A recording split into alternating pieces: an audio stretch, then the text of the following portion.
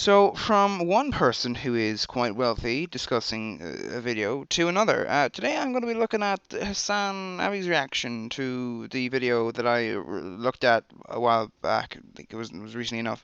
So let's dive into the reaction video to that. Okay, let's go in and look at that. There we are. We're in a constant defensive position in a holding pattern as this failed capitalist state gets worse and worse. That is not freedom. That is simply a mirage, a facade of freedom that you have bought into. I had to find this, by the way, on a different account because, yeah, well. What happens to rich people under socialism? A video by Second Thought. Now, I will say there is an impact here, which I think is important, which is a problem when looking at the likes of very successful people online, where they will oftentimes, I'm not saying they won't become, they'll no longer be socialists, but what will happen is they'll often change maybe the extent of which you have a wealth cutoff. So conventionally, let's say, oh well, no one over $1 million, and even that is a little bit generous. But they might go, oh well, no one over $100 million. Like, that it make a deal, but that's not going to do much for this world if we allow everyone with over $100 million just to keep their $100 million, but like lose everything else. Because as well, then all the people who like aren't like if right now right, you're not able to become a billionaire, because you're only worth like an $800 million. Like obviously that's yeah, you cut that off. But somebody who's worth like 20 million.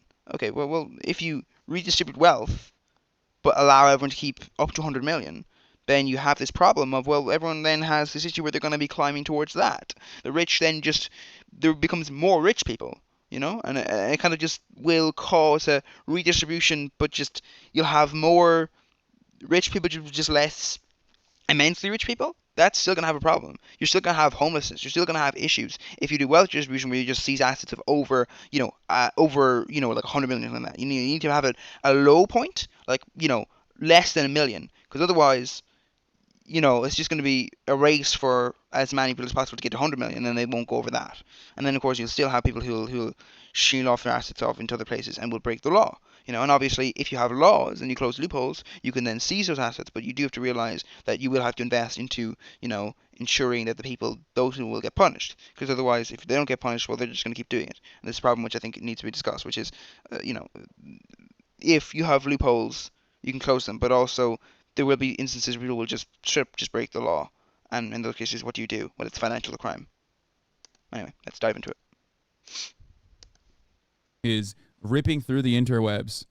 Surely everyone will be normal about this video. Let's take a look. Now, before watching this, my suspicion is that he is going to say that, I mean, I don't know, I haven't seen it, but have you though? We don't know. I'm not saying that has seen it. I'm just saying to say, or what I would say in the situation is not necessarily the situation is not about yeah, I see the people saying rich and the poor, but instead by changing the way that we produce commodities specifically so that they're. But see, there's a problem. The issue is it's all well and good to say, okay, well we're socialists starting now. Okay, fine. But if we don't re-engineer the way society is structured now, and we just re-engineer the systems of society, we say, okay, we have maybe prison abolition. Okay, to be fair, I did watch this already, so he is going to cover prison abolition. Sorry to spoil it, but he is, and I have watched it already.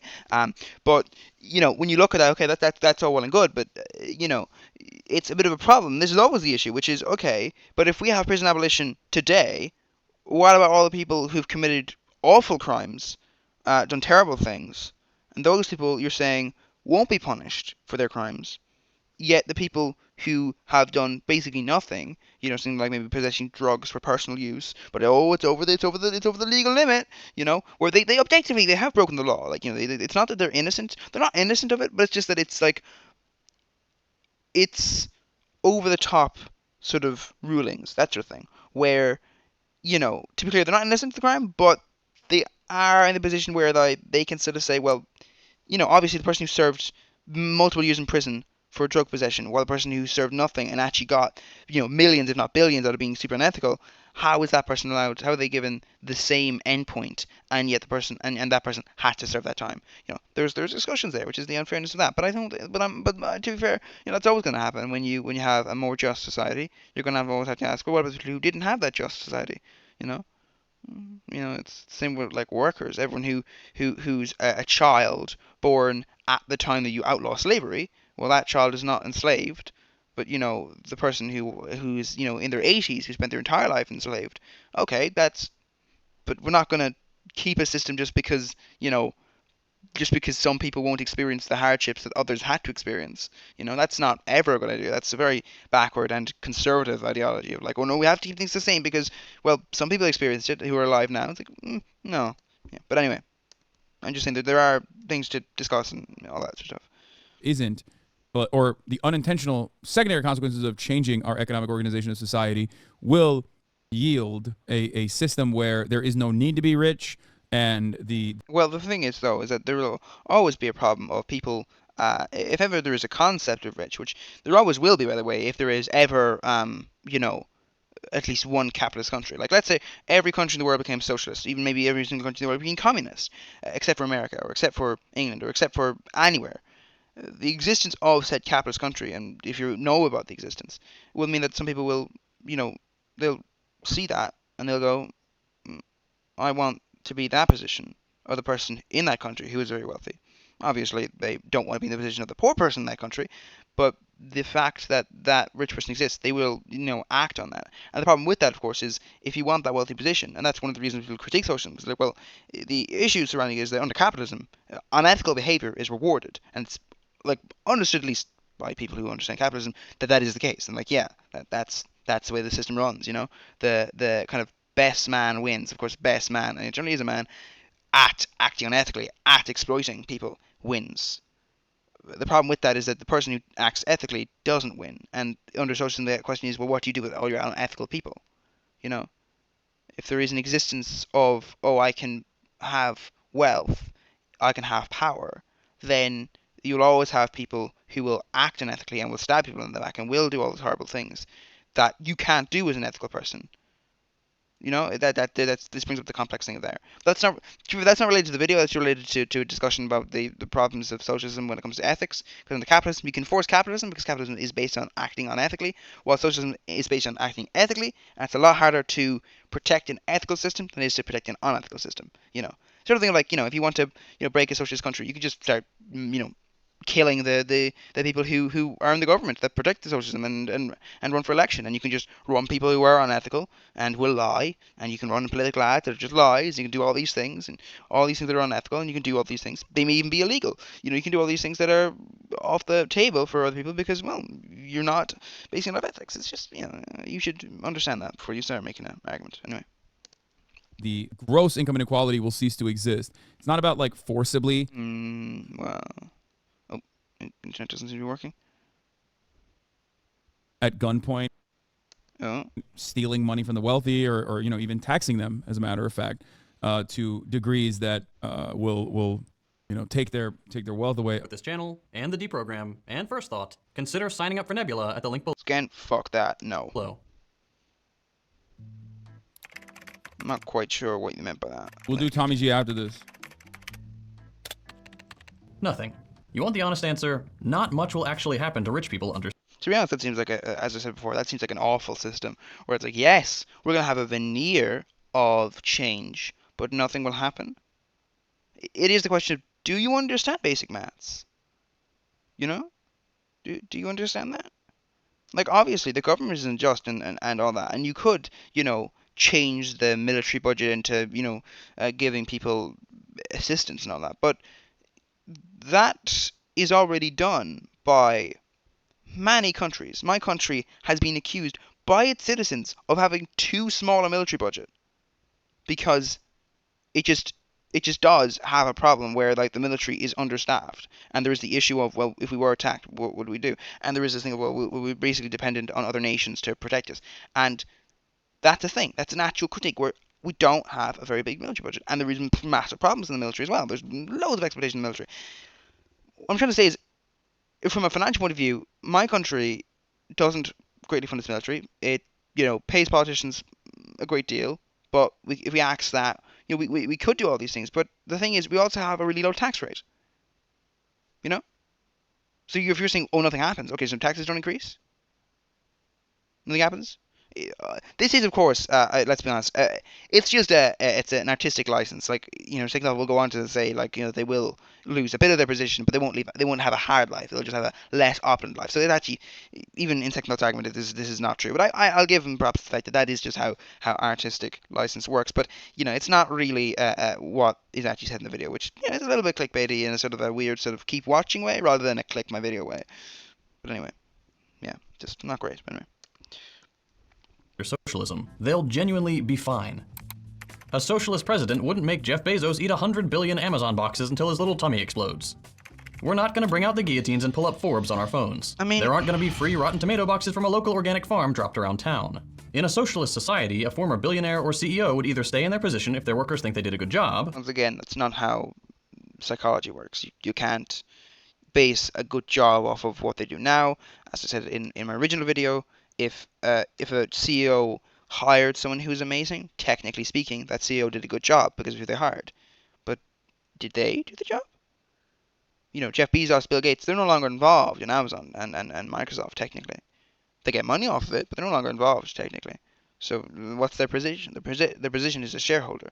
Now, of course, unlike, like an ordinary investor, they didn't just invest. They were there at the formation of the company. They were there. They were alongside, to be clear, other people in most cases, which is interesting enough. Like a good chunk of the famous CEOs who have a lot of wealth didn't form the business of their own. When you look at the likes of like Steve Jobs, he was a terrible human being, by the way. What they do on their own, let's just say, there was other people involved. And that's the sort of thing that we have to ask ourselves, well, do we want to ask the question, well, if they're not doing anything anymore, well then their position is just a shareholder. It's as if they just invested, Like if Bill Gates had been, I don't know, Bill Gates had, and by the way, he did have familial wealth. But if he had as much familial wealth as he has now and just bought Microsoft today, bought the amount of shares he has in Microsoft today, does he even have shares in Microsoft? There's also confusion about some billionaires who no longer have the shares in the companies that made them wealthy because they sold them. And there's all sorts of things like that. And these are the points I'm making, which is, it's just, anyway. The point is that it's a little bit more complex than you're saying, Anyway. Or they'd get voted out. Their salary and earnings would probably be reduced so that the gap between the lowest paid and highest paid employee in any company goes down. If they're sitting on a dozen or so empty properties and new housing isn't enough to... But see, the thing is, though, once again, if you're the likes of Bill Gates, you're no longer in that position. You're just a shareholder. So to vote him out for doing a bad job or not doing a good job, you would need to dismantle the position of shareholders. But you're not making that clear. So what this feels like is propaganda. A sort of thing where it's like, oh, no, don't worry about socialism, guys. We'll just do this. It's like, okay. But the problem with that is, if you just do that, how would that be socialism? Because you can't vote Bill Gates out. He has a legal ownership to part of the company. And if you go beyond that, the wealth where he sold his stock off, he legally owns that. That's not a salary. That's not earnings. That's not interest off of a bank. That's hard cash. Well, it's not hard cash. It's it's probably digital cash. But you know what I mean. It's and it probably actually is investments elsewhere, just transferred, and like you sell some investment and you buy a new one. But you know what I mean. What I'm saying is it's not investments in Microsoft anymore. It's matured and it's been sold. So it's not really no. To satisfy everyone's needs, they may only be allowed to keep 2, maybe. How about 1? As I said in the previous video, how about 1? You shouldn't be allowed to have multiple properties. You should only have 1. Because multiple properties, well, you already are, going over your equal amount of money if you have 2. Because like even the concept of having 2 properties, why would you need 2 properties? You can only live in 1. Maybe even 3. You can only live in 1 though. If they got wealthy doing something despicable, like dumping toxic waste. The point is, having 2 or 3 houses, as long as it is personal property, is still technically allowed. You can have a fucking summer home. You know what I mean? The problem, though, is that if I have a summer home, who's living there when I'm not there? Well, some people, no one's living there. Other times it's being rented. But in both cases, it's a bit unethical, I know people who lived in, like, homes when they were in college. They didn't like it. It wasn't very nice. They were effectively abused, and human rights, arguably not really too high up on their agenda. It was more like, well, you have human rights, but only because, you work a job and, you had to sort of get yourself human rights. But if it was just us, the landlords, yeah, he wouldn't have had human rights, you know? I'm just saying, you know. I mean, the idea that that is impossible, or that you can't have that, or that there is no way to do that, is very different than the concept of private ownership of property. Private property is property that you own with the express purpose of engaging. But see, in my country, for example, if you go into bankruptcy, there are many cases where the your home can be taken from you. Like if a business goes bankrupt, your home can't be taken, your assets can't be taken from you. And the question I would have for you is, how is this different from now? Right now, in my country, if I have a business that, does awful things, you can't take my house from me. Now, there are certain ways around this, but, in general, no. But here's the thing. If I don't have the money to form a business, and instead have just a small legal affair where it's like a sole trader, you can. Ask yourself that. That what you're arguing is that, technically speaking, you would give more protections to private property, which is insane. Engaging in capital accumulation off of Not it. insane. That's the You know what I difference. mean? Somewhere, Dramatic their license. wealth may be used to fix the things they did wrong. And honestly, that's pretty That's hardly fair, though. If I'm a single executive in a boardroom, and I figure out that the people on the ground, who the accountants said, you know what, we don't, it's cheaper for us to just, just to not put the safety measures in place than it is to put them in place, because we'll have to spend money to do that. Did I approve that? Generally, no. Not necessarily. I might have. I might not have. What if I'm on a board of a company that's also on the board of that company? Ooh, then I'm probably not making those decisions, Because I don't have time to go into all the board meetings of the thousands of companies the company I'm invested in owns. A representative of the company I own is there, yes. But I'm not. So why should my wealth be there to solve the problem I did not cause? I didn't dump that, and it wasn't my decision to dump that. It was the decision of my company's accountants, yes. But it wasn't me.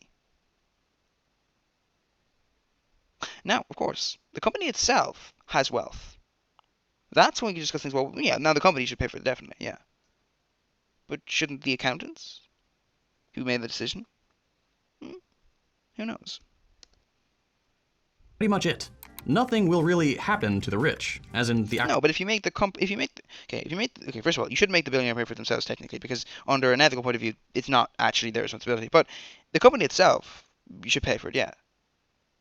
But of course, what if it's intentional? What if it's we didn't bother putting any safety features in beyond just unfortunate effects of business practices? Then that's an intentional action. That company shouldn't exist, surely. Shouldn't be allowed to do that. There should be prison time there, shouldn't there? Or something similar. Axing of position, surely. Because currently, your idea appears to be charged the billionaire who wasn't involved, rather than the company which was and did intentionally. And if they didn't do it intentionally, we'll fine them. If they did intentionally, do what? Still fine them? No punishment for it? No, maybe no. You can't do this anymore. Seems a bit dodgy, doesn't it? Seems a bit bad, and worse than now in other places.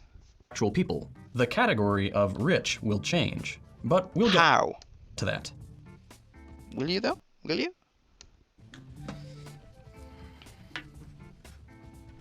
Anyway, first From each according to their wealth to each according to their need. Fuck this 3-house thing. Yeah, you got it, man. You got it. We can't even have fucking healthcare in this country, but you're right. No, actually, we're coming for your toothbrush. Say what? No, that's not the point. It's unhealthy to share toothbrushes. Also, it's also destructive for the environment to have, the little ones that you have to throw away every single time after a few, things. Because it's the bristles that are the problem, not the handles. So you should have some sort of thing where like the bristles can be replaced. Oh wait, we already have that. Yeah, they're called electric toothbrushes, or just reusable toothbrushes. We have them already. It's just that only the wealthy can afford them. See, there's the thing. There's where you can argue that. The 3 house thing. Do you understand the point? The point is that you can only live in one house. And also, can I explain something to somebody? Let's say I live in Spain and I have one house.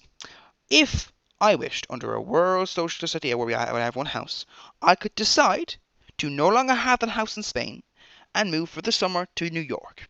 And now I have a house in New York. Maybe it's an apartment. And the point is, that's still one house. I still don't have two houses, but I can go to two different places. Because, for fuck's sake, you don't need to have more than one property to go to two different places. You know, like every single person who is upper middle class and wants to move does. They will sell their house and then they will move. Sometimes they have to take out a little mortgage because the house they previously had, had a mortgage on it. Or if it doesn't have a mortgage, the house they're moving to is a little bit more expensive.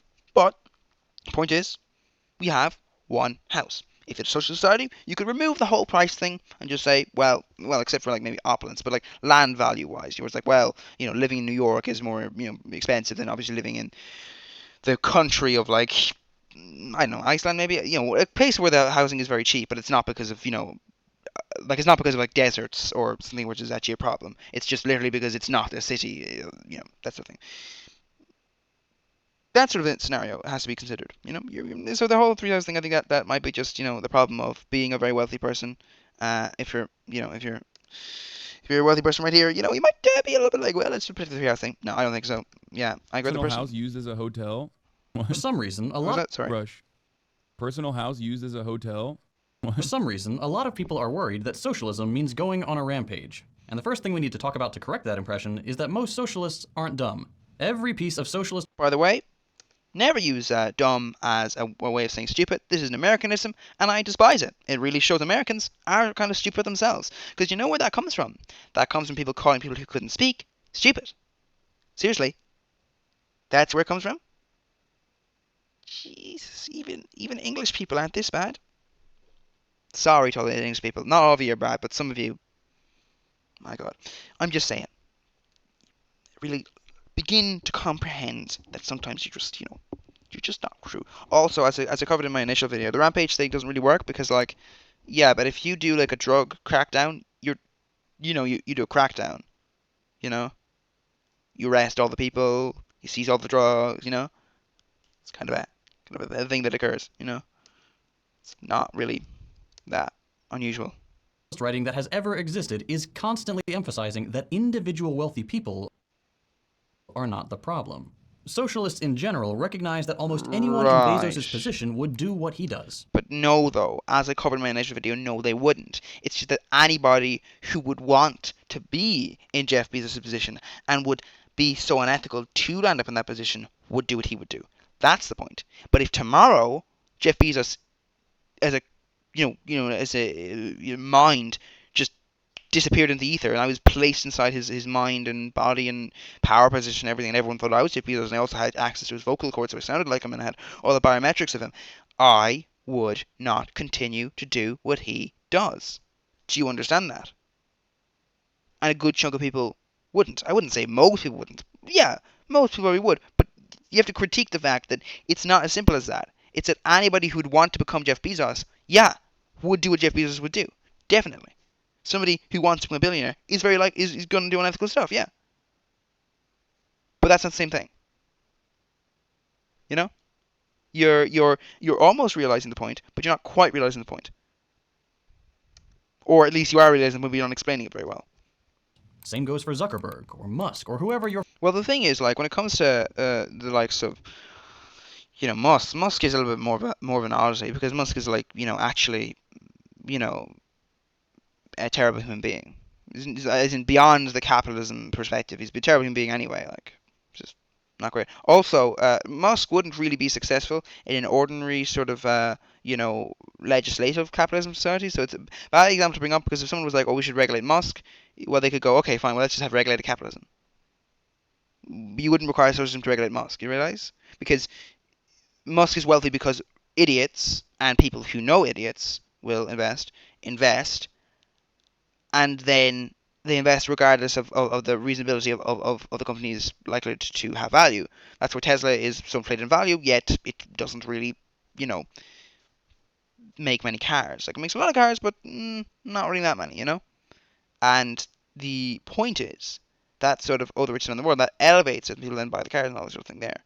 and also the fact that he intentionally paid people, paid other car companies off to avoid making carbon offset cars with the whole carbon offsetting situation, where he would sell the companies the carbon offsets generating, and therefore those companies did not enter the EV market themselves, which obviously meant that Tesla had a foot on the market. And same thing for all the companies he owns. These are companies which became successful because, of a fanciful dream of the little people on the little ground who want to become the friend of the billionaire. And that's the problem. People who suck the boot of the billionaire, well, they are a cause of that thing there. They're the cause of the increase there. So that's a bad example to bring up because it's not really great. Like Amazon actually does ship products. Amazon does actually take a cut of products and does make a massive amount of money. So it's not a great example to bring up Musk. But anyway, your favorite billionaire is. Exploitation and environmental destruction and doing just about anything for a buck is the name of the game under capitalism. And that's what we take issue with. Not that Jeff specifically is the one doing it. yes, but you must realize so that when someone says socialism, you have to concentrate on the fact that, well, while yes, this socialism might, solve this problem, you have to realize someone else might go, well, yeah, that may well be true, but also under certain circumstances, other things that are not as strong as socialism could also solve some of these things. So you have to sort of point out that those things wouldn't be necessary. Those are not necessary, but those things wouldn't be enough. Because otherwise, you're sort of just saying, oh, let's use socialism because it'll solve the problem. It's like, well, someone's like, well, this would solve the problem as well. The problem you're describing, you know? And, these things already exist in society, and they're already proven to work on socialism, which arguably has not been proven. I would say kind of is arguable. It hasn't been disproven though as well, because you can't just go, well, look, it's been disproven. It's like, it's been disproven how this society collapsed under socialism. It's like it collapsed under socialism. Yeah, so it wasn't the crippling sanctions it was put under. That played no part in it. You don't think that played a part in it? Right, sure. Yeah. So that's the thing. I don't think it's been disproven, but it hasn't really been proven either, though. This doesn't stop what these. Now, to be clear, I'm not saying it's better to have capitalism than the failed socialism, but I'm just saying it hasn't been proven to be successful. But of course, capitalism has proven to definitely be unsuccessful, and obviously that's the point. The point is to maximize wealth for you, which requires others to lose it. Billionaires are doing from being wrong. But most of it is just perfectly legal. By the way, can I make a point? Is the same principle. I really hate it when creators, creators talk about how, how their system works. Because if you run ads before this video, and I buy a product from that company, that's what you're doing. You're selling me a product, okay? So don't claim as if you're not selling me a product. You are. If you put a sponsorship, you're selling me a product. If you try to sell me merch, you're selling me a product, The only instance where this is ever okay is when you sell me you. Say, would you support me? Which is charity, effectively, but is fair. Because don't pretend as if you're not selling a product when you have ads for the video. This idea, I remember I was hearing, if you're not paying for it, you are the product. Well, not really. Not really. That's not really true. If I'm watching YouTube, I'm not necessarily, I am the product as well, but also the,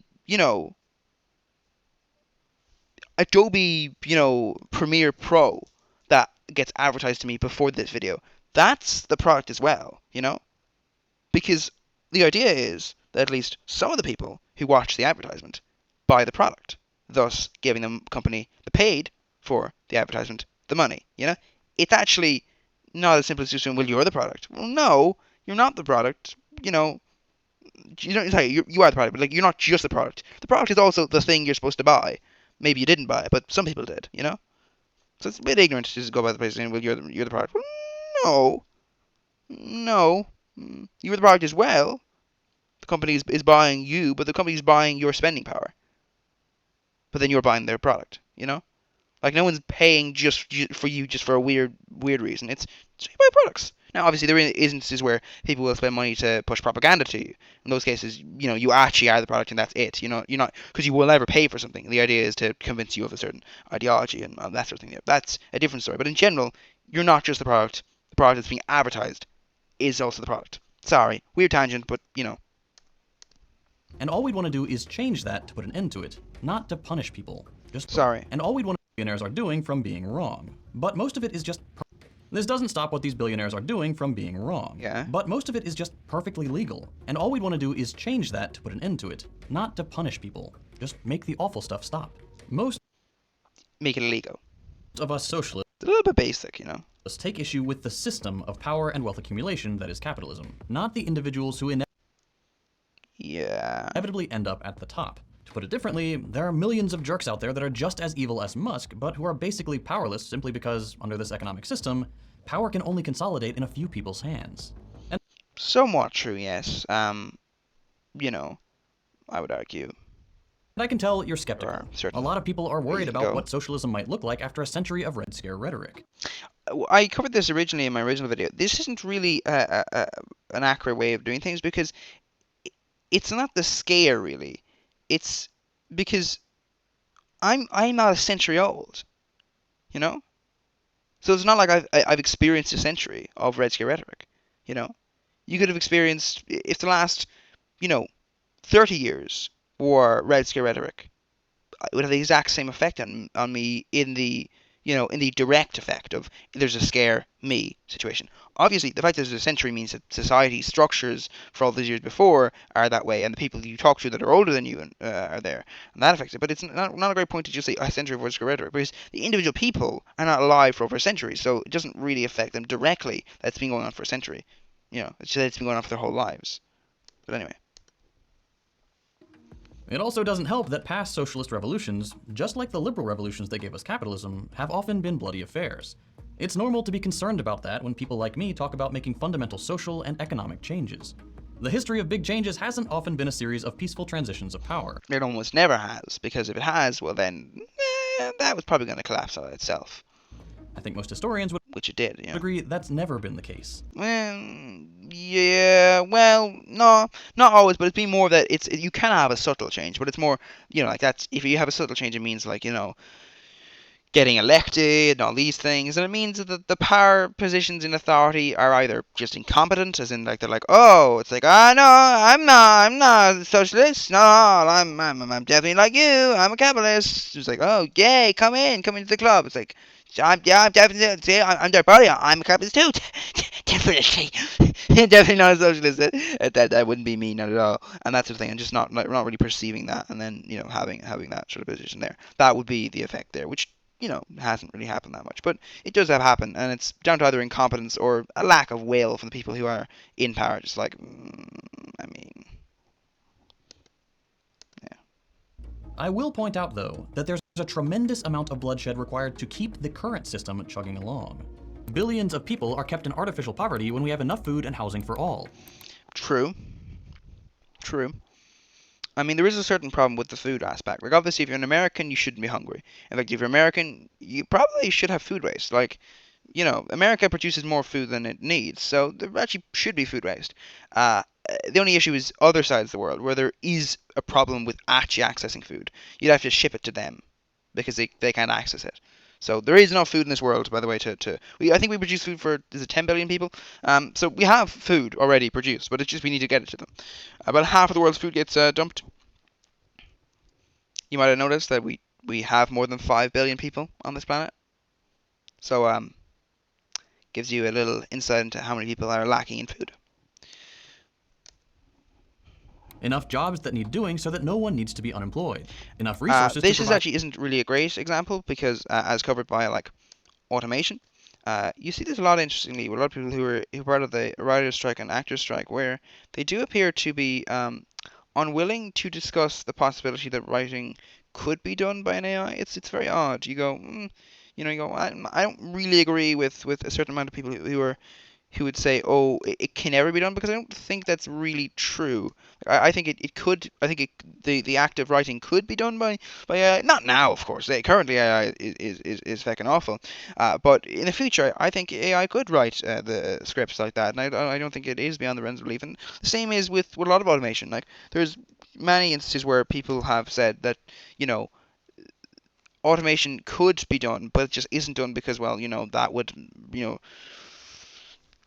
that might be maybe more expensive than employing workers. And I think there is a certain aspect where automation you could do, and that wouldn't require workers to do jobs, and you could just pay them, and they could just enjoy life, We don't necessarily need to do work to function. If you've got a machine that harvests crops and then another machine that is able to turn those crops into food and everything, well then your food process is there. And obviously you don't want people to be uneducated. You want to make sure that they can do those jobs just in case the machines fail, and you might want to make sure that there are enough people who can fix those machines if the machines who fix those machines break down and all of that. You don't want to entirely depend on the machines, yes, but you shouldn't need to depend on them day by day. You should have a certain amount of automation under a socialist society. There's the jobs thing isn't a great example because, well, that shouldn't really exist because there are a ton of jobs that could be automated, but maybe aren't quite affordable enough to automate right now.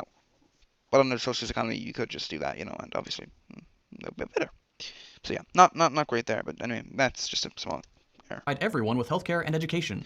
This also isn't. I think this is very America centric. Other countries have free healthcare.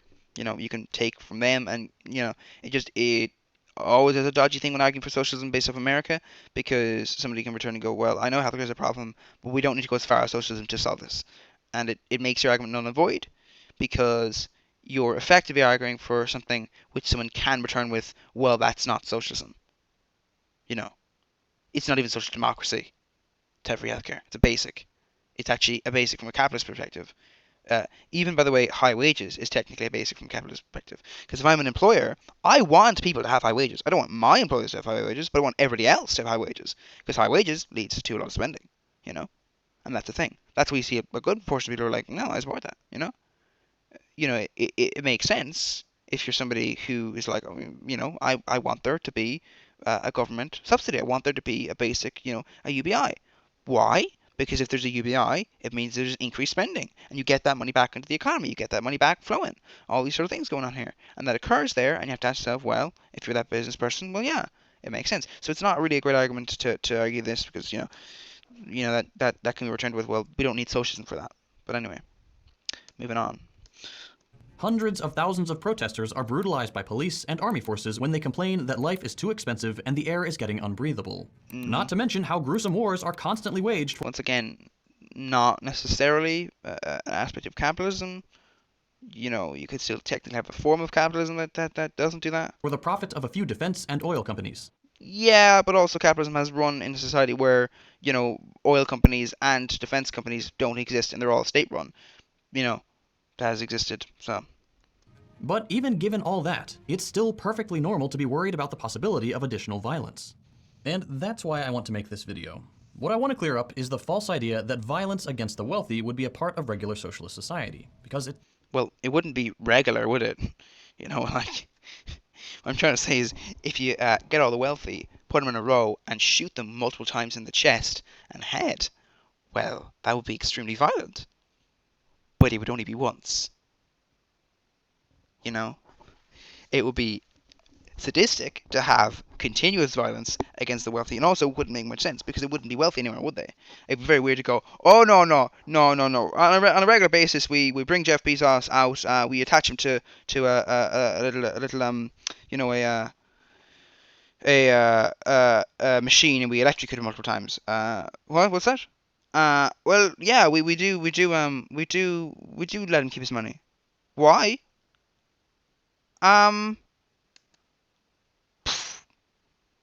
Shouldn't we just take it? Oh, that's an idea. No, obviously they wouldn't be wealthy anymore. And if you did decide to kill those who had been wealthy, because they were causing trouble, you'd be doing it once. It wouldn't be regular. So that's not a great argument there, because it wouldn't really be socialism if there was regular violence against the wealthy. That would not be socialism, because that would be a weird sort of kind of anarchy underlying capitalism, like capitalism that's falling into anarchy, I guess. Anarchy is taking over. It's not quite anarchy yet, but it is happening. That sort of thing. Regular kidnappings of rich people and then torturing them. Anyway, off topic, but that's not that off topic. But it's just a bit of an odd thing there. No. So yeah, getting back to it. Simply wouldn't be. The main concern of socialism is equal democratic and economic. Sorry, one thing. It is a thing which is countries that are not socialist but are anti-monarchy have, in general, had to execute their monarchy because there's the risk the monarchy will return. No, the one one thing about that doesn't really work is because wealth is more of just a concept of I have the money, you don't, and monarchy is more my line is in charge. You can't ever become that unless you marry into it, I guess. You know. Economic power, a guaranteed higher standard of living coupled with a more extensive democracy. In this system, essentially, no one should get wealthy enough to exploit someone else and become democratically unaccountable. Businesses compete, the winners monopolize and oligopolize, and basic needs are gatekept while companies are given a license to destroy or appropriate common resources. Okay. The ultra-wealthy have an outsized influence in politics and in the workplace, and the entire economy is geared towards maximizing their ability to profit. In some cases, profit and human well-being go together. Okay. Most, not so much. Under capitalism, what decides if something happens isn't popular approval, but profitability, which is determined by how much employers exploit their employees, how wealthy or desperate their consumers are, and even how recklessly they can destroy. Sorry, what? Sam finally saying something? Wait, but it isn't socialism when we all get so lazy and die? Oh, it's a joke. Y'all better hope I'm never rich. I'll be an evil. What are you doing, bro? Are you fucking drunk? What's happening? The environment. It's a joke, I believe. And if it's not a joke, yeah, that's kind of sad. The idea is to stop all that by bringing the economy under democratic control. To have workers elect their boss, or choose to restructure their workplace entirely. There's the music. Based on their expertise in actually doing the work. To restructure their workplace in democratic control. To have workers elect their boss. I mean, elect their boss, yeah. You do kind of have to emphasize the fact that the boss would not be the same boss. Or choose to restructure their workplace. At least it shouldn't be. Maybe for small workplaces, but for big ones, definitely no. Entirely based on their expertise in actually doing the work. To have natural monopolies and other parts of the economy controlled by a democratic government. To have some market mechanisms not guided by profit. To replace private banks with public banks. Right, but what about banks that are owned by their, like, by the way, this is kind of sad. Credit unions have sort of fallen into disarray, but what were credit unions? What credit unions were, which was, financial institutions owned by their members. Would you say that they are not sort of arguably they're not public banks though. They're not owned by the public, but they are owned by their members. So are they not a public bank? What if you restrict the ability to become a member? Suddenly now, well, they're basically just a company then, that just does a function, It's a bit of a dodgy thing, That becomes an issue. What do you determine to be public? Everyone or the people who are involved? Does everyone own this business? Everyone in the entire country? Or do the workers own the business? If it's just the workers, well, that still leads to problems. If that company starts doing things that are a bit dodgy, it starts doing other things, ooh. With appointed or elected representatives, instead of a board of directors trying to figure out how to make workers pee in more bottles. Well, a democratic council would... To be fair, it was more just drive faster and pack more boxes than, decide the best way to use something like Amazon's distribution network and algorithms to actually benefit society. The point is... But does Amazon actually... Amazon as a base thing does benefit, but it also, inspires consumerism on a massive scale that's unnecessary. So you could argue, well, we don't really need that, do we? Do we? Nothing happens to wealthy people under this arrangement. The rich are just not part of the plan, not the individual. Yeah, but the point... Okay, no offense meant, but imagine, second thought, understand, if there was a virus on your computer and all of your money, access to your channel, or rather ownership of it, was all taken, and it was all taken from you. That, for one, if it was illegal, would be theft. Okay? But also, it would make your life different. Something would have happened to you. So, has their wealth been taken from them in this situation? Because if not, that's just what we have now. Okay? That's the exact same as if you just, Individuals, they can stick around. But the idea of someone getting obscenely wealthy in this... But they already are wealthy is the point. Okay? You can't just go, well, no more wealthy people, because that, once again, is a problem of saying, well, socialism, it starts now. It's like, it starts now? Doesn't that mean that it affects throughout the history? Like, the people who are wealthy now are going to lose their wealth? No! They can stay wealthy, but no more wealth gathering. So, no more wealth. I can't earn billions every year anymore, but I can keep the hundreds of billions I've earned over the previous years. Is that what you're saying? Because if not, matched up with a you can have three houses is a bit of an odd statement to say. It doesn't really work. Because that's Society not how you can build an equal society. You can't build an equal society where sections of the population still have loads of money. You have to tap into that wealth in order to redistribute it. seems pretty pointless, and ideally impossible. As a real-life anecdote, look at how the last emperor of China was treated after their revolution. Terrible, but this is actually a very bad section of the video. No offense meant to second thought, but seriously, this feels very weird. They didn't Bro, off he's the on guy. he's on TikTok, brother. What do you mean? He's fucking. You know how a man was treated, dude? Let me see. Wait, fuck. There's no. Does anyone have that video? I love that video. I have to say, the way they're like, the way he's like, oh, they didn't offer the guy. It's like, okay, China's not known for being especially open with what happens to people. It's like, oh, no, I'm very happy with my situation. Indeed, very happy. You don't rely on the information of other people. Like, it is a very weird concept and idea. Like, oh no, everything's fine. Everything's fine, guys. Perfectly okay. There's no issues here, not at all. Like, nah, I think there might be. I think there might be. You know. You know what I'm talking about. I'm not saying they treat him badly. I'm just saying that don't just blanketly go, oh, it's fine. One where he's dancing, like the modern Puyi. One eternity later. Oh, there we go. Oh, here, this is how.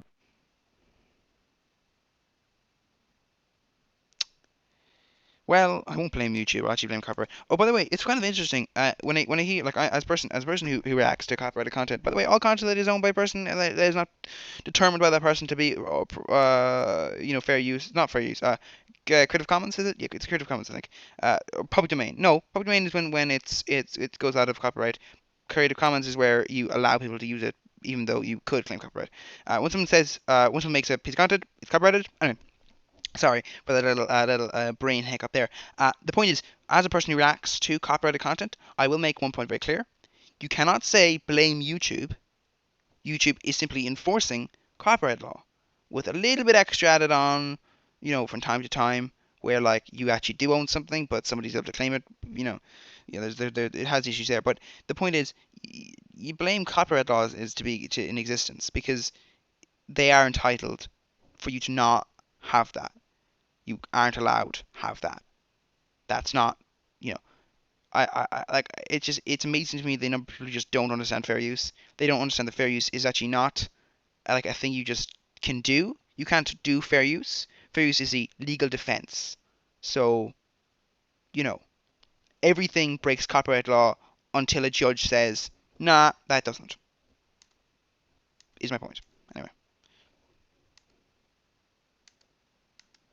So, yeah, this is a bit weird.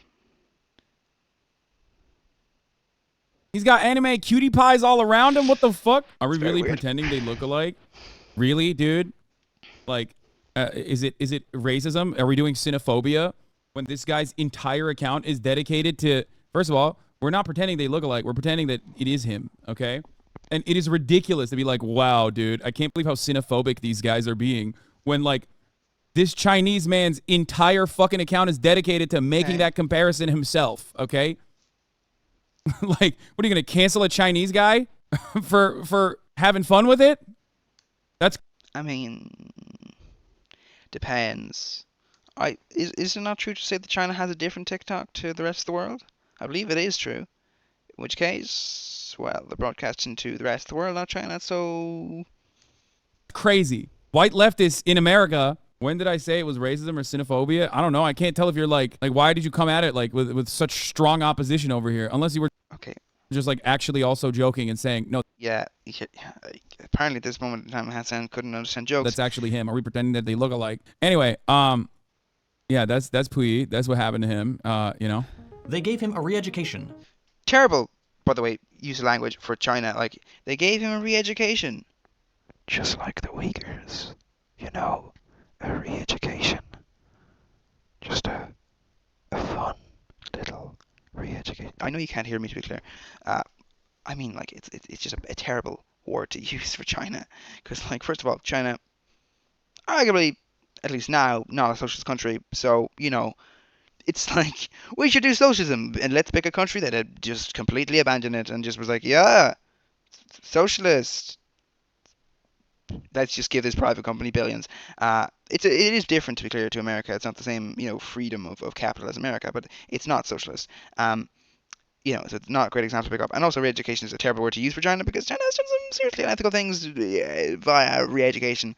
Helped him understand why the position of emperor was It helped him understand. outdated. I'm sure they did help him understand that it was outdated. No, emperor has always been bad. It has never been. It's not like China was like, oh, look, man, back in the day it was good, but now it's a bit outdated. It's product of its time. It's a bit of an outdated thing. Going to move forward. You know what I mean? He's like, oh, yeah, I get what you mean. Definitely, I understand. Perfectly understood. No, it's not outdated. Terrible use of language here. Not very good. And eventually, he became a member of China's National People's Congress. Which doesn't actually seem great. That just seems like, someone who had power before, had absolute power before, now has significantly less power, but still, maybe we should maybe we should keep the power away from people who had power before. That might inspire. Helping to make progress alongside the very same people he had previously oppressed. He was reintegrated into a better society. Reintegrate, Jesus Christ. In a future socialist system, the rich and powerful themselves would be fine, but what would happen to their wealth and power? Most of the privileges and access to power that create billionaire levels of wealth just wouldn't exist. Okay, but once again, second thought though, you aren't addressing the existence of rich people now. You're just saying there wouldn't be any more of them, which is the case now. There aren't too many, new 100 billionaires who weren't in the tens of billions last year. Most people don't go from nothing to hundreds of billions now. They might go from millions to hundreds of billions, sure. They might go from, a couple of 100,000 to hundreds of billions, sure. But they don't go from nothing to billions. Well, they might go from nothing to billions, but they're not likely to go from nothing to hundreds of billions now, in general. So, technically speaking, this wouldn't even be a general problem anyway, because we already have hundreds of billionaires, so we don't really... It's unlikely to be too many more that aren't already really wealthy. The only way to become incredibly wealthy in a socialist society is to have a unique set of skills. Yeah, but that's not good. I don't want people to become incredibly wealthy, despite their skills. The way an actor or an athlete becomes incredibly wealthy under capitalism. Well, they're not really incredibly skilled, are they? Like, there's a good chunk of actors that are fucking awful, to be honest, but are very, very, very, very, very, very, very wealthy. A bit different with athletes. Athletes generally are quite good at, if they're very well paid, they're quite good at the sport they're doing. But also, same with actors, what's the value they're providing to the table? It's similar to, the likes of Second Thought and Hasan. If Hasan endorses a product and all of his, fans go out and they buy the product, Hasan has generated value for that company, and it makes sense for that company to pay Hasan a good deal of money. Maybe not all the money he's generated for them, but a good chunk it does make sense, right? Like, let's say Hasan, makes the company, let's say $1 million. It makes sense for that company to pay him 500 million, 900 million, not 500 million, 500,000, 900,000, even possibly give him the full million. If maybe even a little bit more if the intention was just to raise awareness of the company's brand. And that sort of thing there. Same thing for Second Thought. They've provided value, but they haven't really provided value because of the product, the product is taking money out of the hands of, people, and then the money it made in the end is what? What's the point of that? Why do we need to make that extra money, that $1 million? Why do we need to make that? We don't. Either make the product better with that million, or else just bring the price down. Product. That's my point. So, technically speaking, you've provided value. You've earned that much. But also, no, you shouldn't, though. It's the same as someone who mugs someone for, money has... They've technically earned it because they have gotten it. They did do a bit of work, and they demanded that sum of money, and they were given it, and there you go. So that the concept doesn't really make much sense, but anyway. Being basically irreplaceable might command a higher price for your labor. But even then, you'd still end up with a much more equal society. Some inequality might still persist, but at a much different scale and within a much smaller range. But even then, you'd still end up with a much more equal society. No, we don't want much more equal, but not as equal as we can get. We want as equal as we can get. That's the society, not, oh, well, we could have a very equal society. But then, those with a unique set of skills wouldn't be mega rich, or not mega rich, but like, they wouldn't be wealthy. So, no, we're going to have to go with, one that's more equal than capitalism. Okay, not really. Some inequality might on. still persist, but at a much different scale and within a much, much smaller range. Okay, so instead of, millions, if not billions, well, if you take the world, billions of people who are in desperate need of effort, we'll just have, I don't know, millions or hundreds of thousands. Is that better? Yes. Is that good? No. So, it's a very odd thing when people who are going for socialism argue it'll be better than capitalism. It's like, oh, okay. Being better, though, doesn't make your system the best. It doesn't mean we should choose your system, If I was, going for a product, it wouldn't just go, someone goes, well, this thing will give you heart disease and will cause you to die by the time you're, 50. Well, our product, you'll die at 70. You'll get an extra 20 years. That's a lot. And then the third person's like, actually, our product, you won't die at all from our product. You will die probably at around 120, though, from unrelated issues. But our product itself won't harm you. I think I'll go with the one that doesn't harm me, to be honest. Obviously, will I really go with that option? Probably not. But, that's what I should go for. The difference between capitalism and socialism is that you wouldn't be able to get wealthy by paying workers less than the amount they bring in for your company. Yeah, but what about you? Would you be paid a fair wage if you're acting unethically yourself for other reasons? You couldn't gain wealth by exploitation. But no, but the thing is, when you promote a product on your YouTube channel, second thought, you're doing exploitation of your viewers, That's it. You're still skeptical. No problem. About you, because you've endorsed companies that act super unethically, and I wonder about your hands and their amount of blood on them, because, Here's another reason you shouldn't be worried about what happens to rich people under socialism. Most socialists are very anti-punishment. Just talk to your lefty friends and you'll see. Most socialists today are at the forefront of the restorative and transformative justice movements, as well as the prison abolition and... I mean, you can't have most people in a large group be at the front of something, You can have most people of a small group be at the front of something, but if it's a large group, they can't be at the front of it. Because then, well, anti-death penalty movements. The most famous representative of this socialist position is probably someone like Angela Davis, who's campaigned for all of these causes for decades. The idea of punitive justice, or the eye for an eye logic that governs a lot of... The thing is, we don't have an eye for an eye logic. If you commit a murder, you get, 20 years? If you murder a 25-year-old, you get 20 years. Are we saying that, that 25-year-old was only lived to 45? Unlikely. They probably would have lived to about 80, 83. If it was an eye for an eye, someone who murders a 82-year-old who's expected to die in 6 months is only going to get 6 months because eye for an eye. And if we expand and go, okay, well, we can't just go off averages. So let's say we say eye for an eye. So directly, what happens? What you did to somebody is done to you. Okay, so that means if a murderer murders somebody flatly, no matter who, what it was for, they get killed in the same way, or maybe not, maybe just in general murdered. But if somebody steals $1 million, the $1 million gets taken from them. What? But actually, what it should be, if it's not for an eye, is $1 million after it's returned. Surely they lose $1 million from the flat. Okay. That's gonna be a problem, isn't it? My point is, we don't have an eye for an eye system. If you're somebody who has a small amount of drugs in your pocket, you'll serve multiple years in prison. You purchasing or getting those drugs did not cause somebody to lose multiple years of their life. Did they? So, no, we don't have an eye for an eye. In some cases, we take a lot more than an eye when an eye is taken. And in other cases, we leave a lot. We just give the eye a little poke when someone is taking the eye.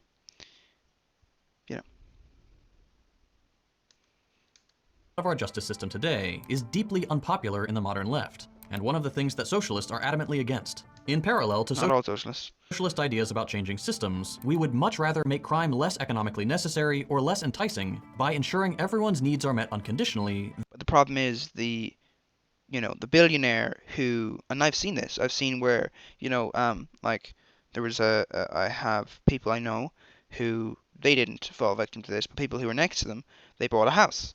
They bought a house from this person who hadn't built them yet, and the person didn't build them. They went into bankruptcy or something like that, and do you think they got their house? No. They paid them this money. They didn't get a house.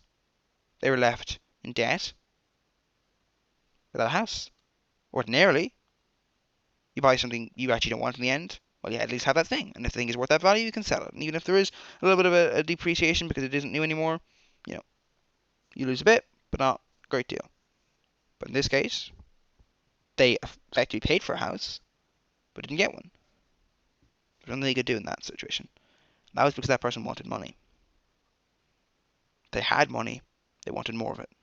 So that person was not solvable in that situation. Than by threatening people with a violent state apparatus. We would much rather strip people of their power over others and institute a more developed democracy that extends to the workplace than allow a few to gain power through exploitation and punish them when they, predictably, use that power to those ends. Yeah, but the point is, what about the people who just want wealth?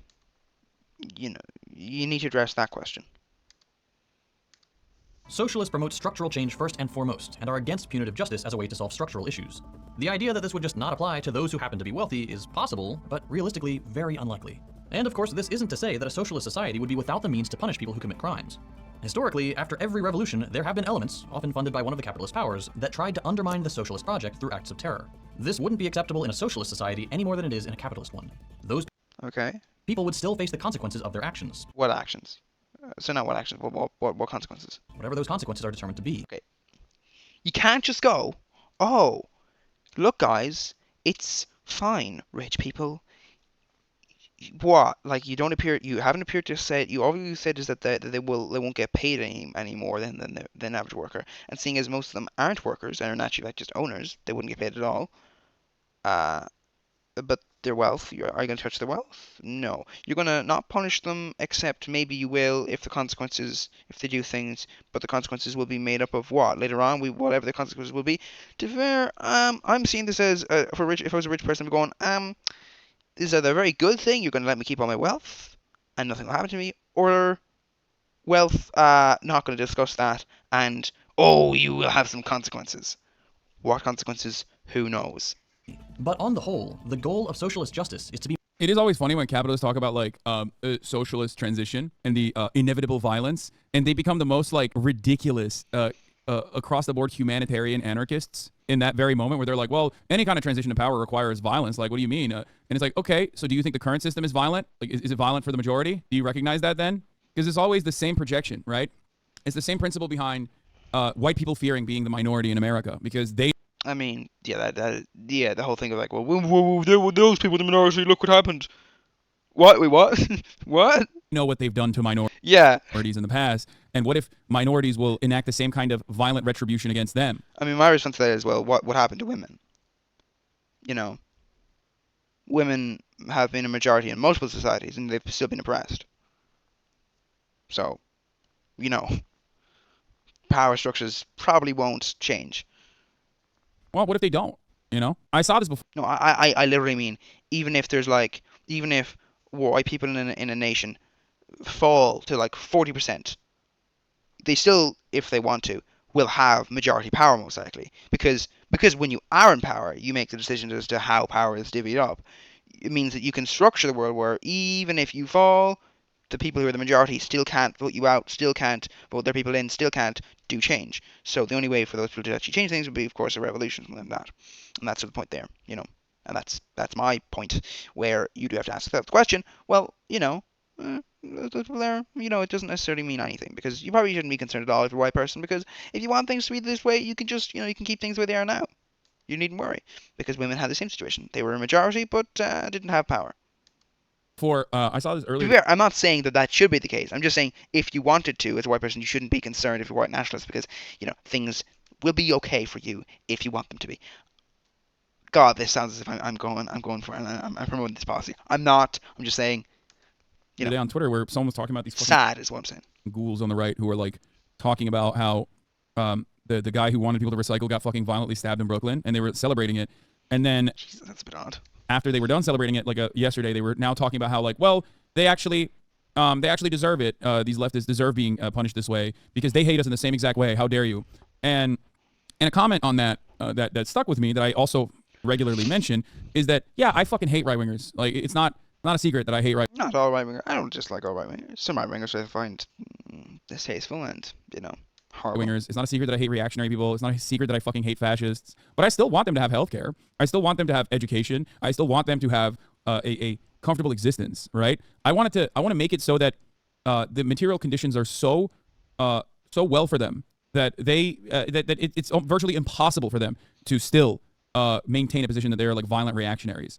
Will they still exist under a similar situation? Okay, but in a situation where you have unethical behavior done to people, but it isn't recognized as unethical, it's recognized as ordinary, and also everything surrounding unethical behavior is great. So the person maybe is abused by somebody, but they live in a comfortable society. They're not like abused and living in poverty. They're not abused and living in a mansion, but basically under like a house arrest situation almost. No, they're abused, and then everything else is wonderful for them. There's abuse, and then everything else is wonderful for them. You don't just go, oh, that's fine. The problem is, how do you identify that abuse? If that abuse isn't seen as abuse by society, it's seen as natural, and the person can't complain because their societal little structures besides the abuse is perfectly great, And it isn't like a mask of goodness, but actually underneath it's actually kind of bad. It's great, which is abuse sits alongside it. Now, of course, the main thing with that is that abuse isn't actually tied to it. Like it is tied to it in that society, but it doesn't need to be tied to it. You could remove the abuse. The point there is that it's not as simple as that. But anyway, just small critique. Certainly, but if everything is set up, then most people will already outcast them as social pariahs in general. Obviously, there will still be an enforcement mechanism, but that's the major difference between, in my opinion, a lot of people who are empathetic and socialist versus people who are fascist. There is no peaceful ethnic cleansing. Okay. Well, there is in a certain way. That doesn't happen. If you're a fascist, you're... No, I mean, if you have a society which is, wonderful, that's just like, well, those people do have to come into the doctor and they do have to have a little procedure done where they can no longer give birth. That's potentially very, very comfortable for the people who are having this procedure done to them. They can have all the comfort, they can go under the gas and all that sort of stuff, and it's okay, it's okay. There's various comfortable ways you can have ethnic cleansing. It's just that, well, you might have a problem afterwards, and also the issue of taking that away from somebody. I'm just saying it can be psychologically comfortable. Obviously, it's still brutal and it's still, deeply unethical. But, if you psychologically make someone think it's okay, of course, the problem is, what about the people who don't think it's okay? Who don't get convinced? Well, those people fall underneath the cracks. Goal is to ultimately rid everywhere of whatever you declare the outgroup. Okay? But of course, to be clear, when I say ethnic cleansing, I am focusing. Gee, this makes me sound like a fucking psychopath. Certain groups cannot be cleansed. Is the point? Because certain groups, it's not passed on through, genes, onto children. Like it's literally almost, if you get my meaning, almost like a dormant thing where it's like, well, this is kind of in everyone. It's just that, like there are certain things that just you can't remove. You just can't. It's impossible. Well, no, I will say, when I say impossible, who knows, potentially in the future with gene editing and all that. But, from this position now, you can't remove it,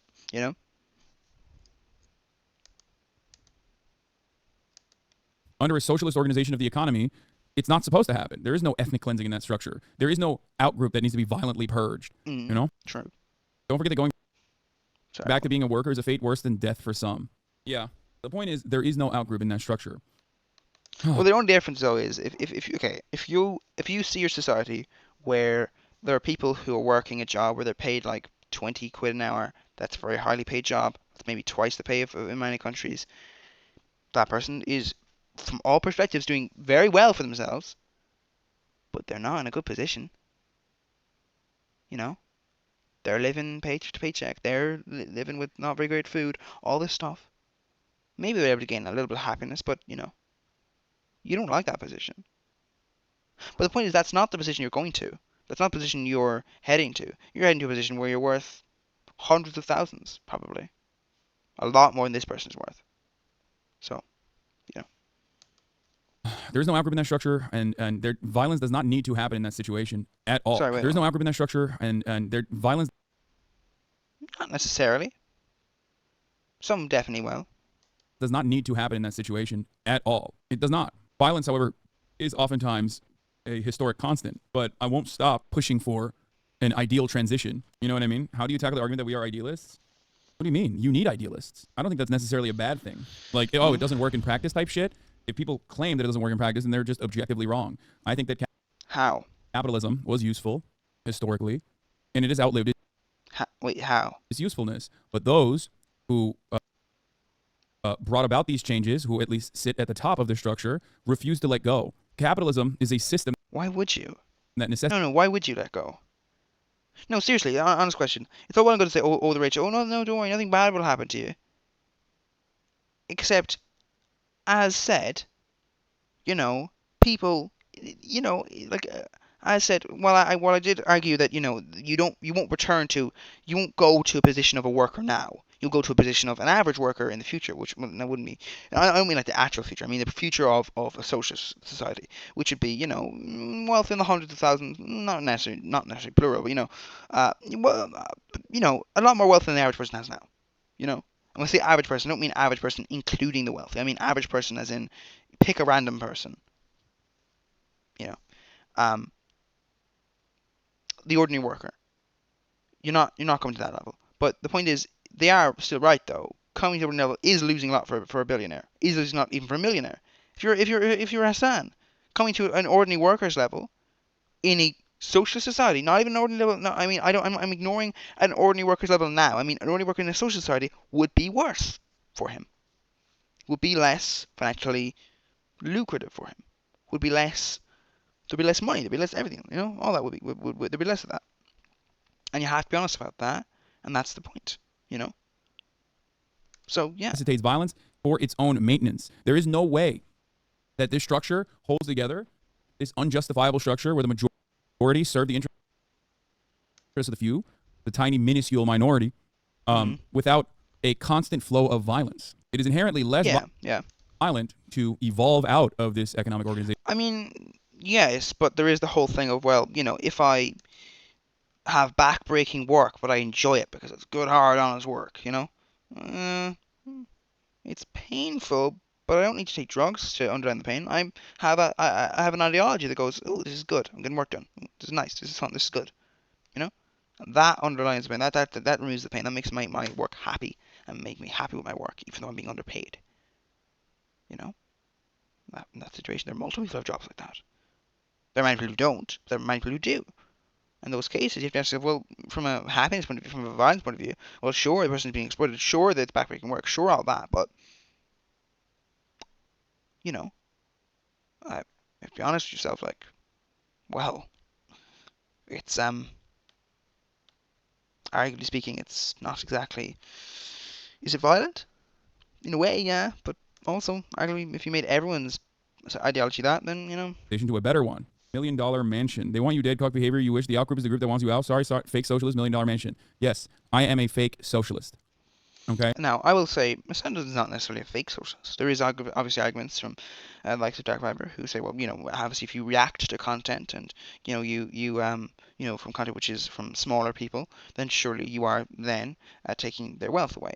But, not all of it, obviously, but a certain amount of the wealth. And that means that person potentially doesn't have a career. Now, this is why I think that it's okay. I have certain ethical things around. Well, I would argue it's somewhat okay to react to like Second Thought, because Second Thought is earning, as far as I can see, a decent enough wage from the likes of his channel. He has enough to employ other people. So, and that's my point there. So Hasan, he can argue, well, that's, debatable from that point. But the point is that you could argue that Hasan is a fake socialist because he is possibly reacting to a channel that's a lot smaller, that doesn't make enough money, and that's a career way. But then you could also argue, well, does that person deserve to make money from content? Well, that's when we actually ask the question there. The argument, of course, there will be, actually, no, they don't. I don't deserve money from this. If I had an ad before this, it isn't my choice. I wouldn't put ads before this because I don't think that's a good idea. I don't think that's very ethical. I don't think that's very nice. And and it's just not very good.